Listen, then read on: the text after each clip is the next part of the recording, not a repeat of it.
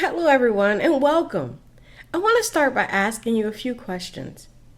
Have you ever felt exhausted, even after getting a full night's sleep? Have you ever looked at your schedule and realized you're constantly busy, but still feeling like you're falling behind? Have you ever found yourself becoming irritable, less motivated, or emotionally drained than usual? If you answered yes to any of these questions, you're not alone. Many adults experience burnout even without realizing it. We often tell ourselves to keep pushing forward, meet the next deadline, take care of everyone else, and somehow find the energy to do it all again tomorrow. As a special educator with more than 20 years of experience, a radio personality, a DJ, podcast host, wife, mother, and self-care advocate, I've learned that taking care of yourself is not a luxury. It's a necessity. Today we're going to learn how to recognize the warning signs of burnout, assess our current wellness habits, and create a simple self-care plan that can help us feel more balanced and energized. By the end of this lesson, you'll be able to recognize the common signs of burnout, complete a personal self-care audit, and develop one action step for improving your overall wellness. Let's begin by understanding what burnout really is. Burnout is a state of physical, emotional, and mental exhaustion caused by prolonged stress. Burnout doesn't happen overnight. It usually develops gradually, often without us noticing until we're already overwhelmed. Common signs of burnout include emotional exhaustion. You feel drained most of the time. Even small tasks seem overwhelming. You may feel like you have nothing left to give. Reduced motivation. Activities you once enjoyed now feel like obligations. You may struggle to start tasks or complete projects. Increased irritability. You become frustrated more easily. Small inconveniences feel much bigger than they really are. Difficulty concentrating. You forget things. You lose focus. Simple decisions become harder to make. Here's some real-life examples. In education, burnout might look like staying late every day, spending weekends grading papers, and feeling emotionally exhausted before the week even begins. For parents, burnout can happen when balancing work responsibilities, household demands, and caregiving responsibilities with little time for personal renewal. In the workplace, burnout often shows up as disengagement, reduced productivity, or feeling disconnected from the work you once enjoyed. I can personally relate to this.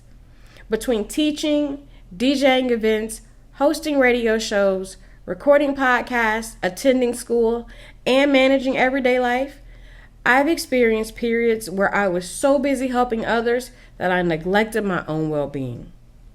What I've learned is that burnout isn't a sign of weakness. It's often a signal that our self-care needs attention. That's why the next step is taking an honest look at how we're caring for ourselves right now. There are 8 types of self-care. In physical self-care, it means taking care of your body through regular movement, such as walking, yoga, dancing, or other activities you enjoy. Prioritize 7 to 9 hours of quality sleep each night. Fuel your body with nutritious foods and plenty of water. Make time to recharge through relaxing activities like a spa day or other forms of rest and renewal. Mental self-care. Support your mental self-care by practicing mindfulness, meditation, or deep breathing to reduce stress and improve focus.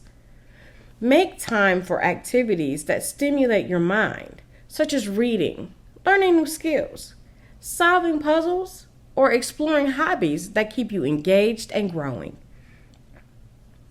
You can build your emotional well-being by paying attention to your feelings and practicing self-reflection.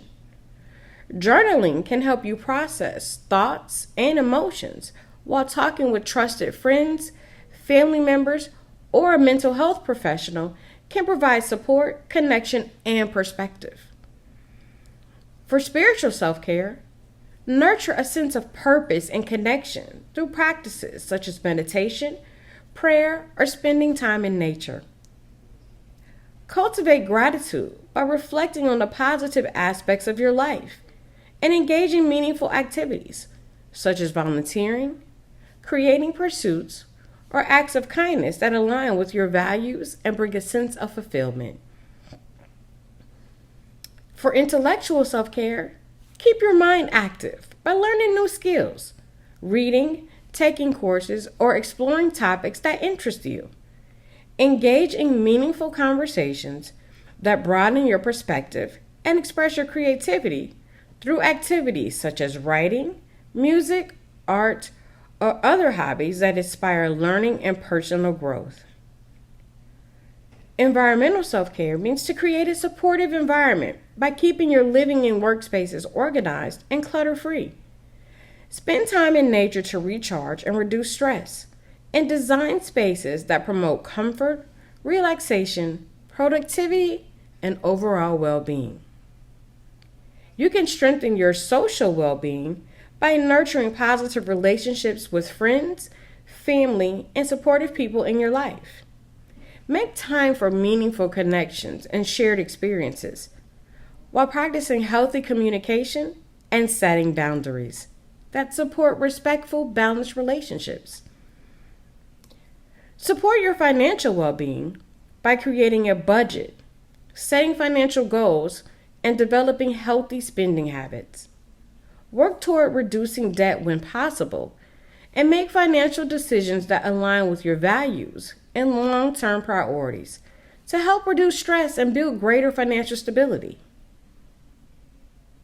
Now, we're going to complete a brief self-care audit. This is not a test, and there are no right or wrong answers. The goal is to simply increase awareness. For each statement, I want you to use a scale of 1 to 5. 1 meaning needs work, and 5 means it's thriving. Be honest with yourself. For physical self-care, do you regularly get 7 to 9 hours of sleep? Do you stay hydrated throughout the day? Do you eat regular, balanced meals? Do you get some form of daily movement or exercise? Emotional self-care. Do you allow yourself to experience emotions without judging them? Do you make time for activities that bring comfort or joy? Can you set healthy boundaries when needed? For your mental or psychological self-care, do you take breaks from work responsibilities? Do you have hobbies unrelated to work? Do you limit digital overload when possible? Do you spend time learning, reading, or engaging your mind in positive ways?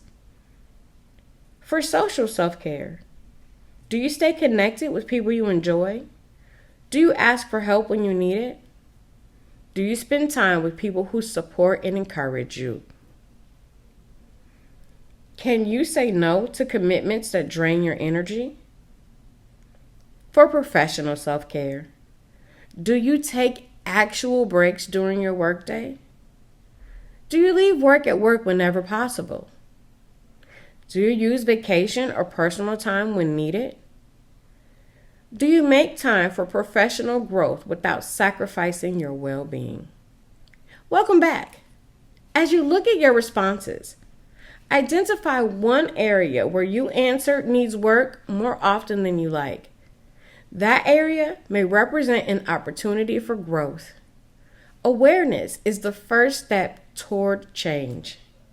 Now, let's create a realistic plan. One reason self-care plans fail is because people try to change everything at once. Instead, we're going to focus on one small, realistic action. Here's a simple template you can use. On one side of your paper, I want you to list a challenge. On the other side of your paper, I want you to list a self-care action. So your challenge may be stress, and the self-care action to go with it is a 10-minute walk. Your challenge may be fatigue, so your self-care action is an earlier bedtime. Your self-care challenge could be isolation, and so your self-care action is to call a friend. I'll share one of my own examples. A challenge I face is mental fatigue from balancing multiple responsibilities. My self-care action is scheduling 15 minutes each evening with no screens, no work, and no distractions. Just quiet time to rest. Notice that the action is specific, realistic, and easy to implement. Here's some additional examples. If your challenge is physical exhaustion, your action might be to set a nightly reminder to begin my bedtime routine 30 minutes earlier. If your challenge is emotional stress, your action might be, I will spend 5 minutes each morning journaling before I check my phone. If your challenge is social isolation, your action might be, I will contact one friend or family member this week. Take a moment to identify one challenge and one action you can commit to this week. Remember, consistency matters more than perfection. Small steps repeated over time create lasting change. So let's review what we've covered today. First, we discussed the common signs of burnout, including emotional exhaustion, reduced motivation, irritability, and difficulty concentrating. Next, we completed a self-care audit to evaluate our current wellness habits. And finally, we created a micro self-care plan focused on one realistic action step. The most important takeaway is this: self-care is not selfish. When we take care of ourselves, we improve our ability to care for our families, support our coworkers, serve our communities, and achieve our goals. Burnout doesn't disappear overnight, but small intentional actions can make a meaningful difference. As we end today, I encourage you to choose one self-care strategy and commit to practicing it this week. Small, consistent actions often create the biggest changes. Thank you for your time, and I wish you much success on your self-care journey.